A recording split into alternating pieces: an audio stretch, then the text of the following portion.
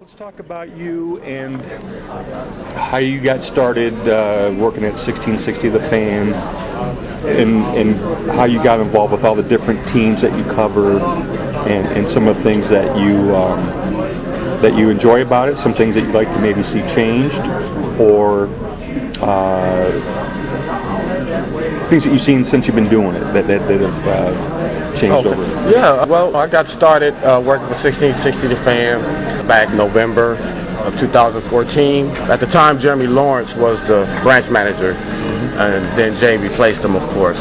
And before that time, I was trying to get in the 1660 The Fan and WKZO for like 2 years.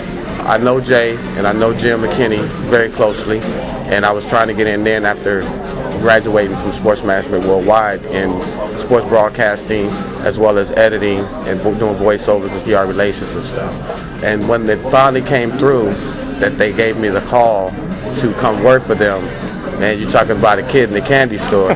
Man, that was it. But before then, as I was trying to work with trying to get into the radio business with Midwest Communications, I ended up taking a job overseeing media for the Grand Rapids Cyclones of the PBL. They was a new team that was starting out. They was a fresh team up under Adam Crisco, which is the principal owner.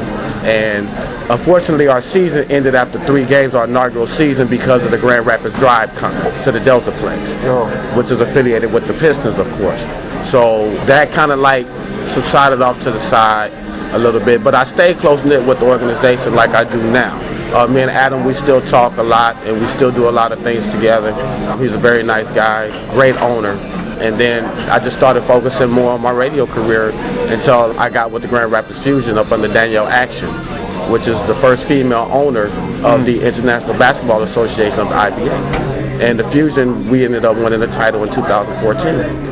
Our first year. Oh, congratulations to her. And did you get a championship ring out of the deal? Yeah, I got a championship. Did you really? Yeah, got a championship ring out of the deal. And sometimes I pull it out of the box and just look at it and say, wow, this has been a while since I acquired a championship ring. It's just phenomenal. I've been connected with sports pretty much all my life. I played as a kid growing up.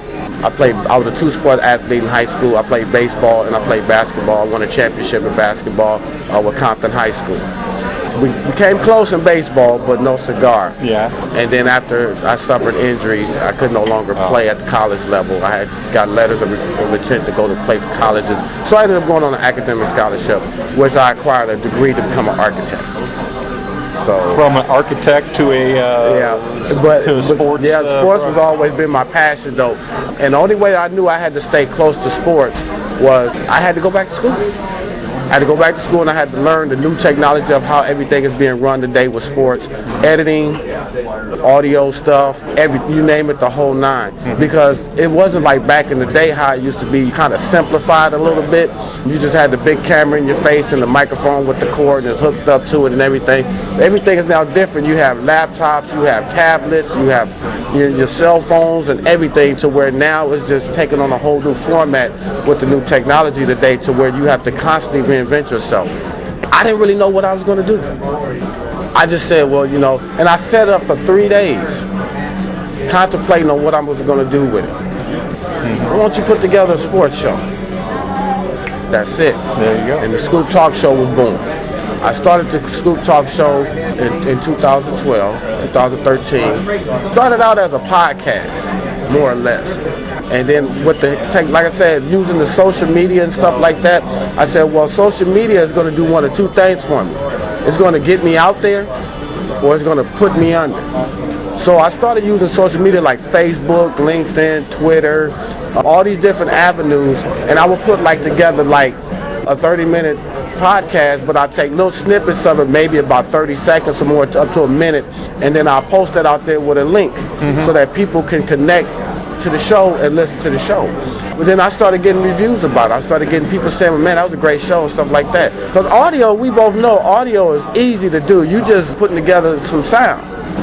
But it was like trying to put together intro, trying to put together everything that correlates with that, trying to find the right song to use without being copyright infringement, of course, and dealing with the FCC regulations at the same time. So it was a lot to learn. I had nobody to teach me this.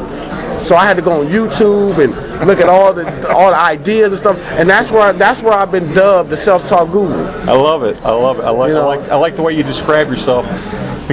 Because if you don't have a mentor or somebody that you can intern with on some of these projects that you're working on, you have to invent yourself, and then you become the expert. Right. And so that gives you the opportunity to call yourself, and rightly so, the guru, because you learn this stuff organically.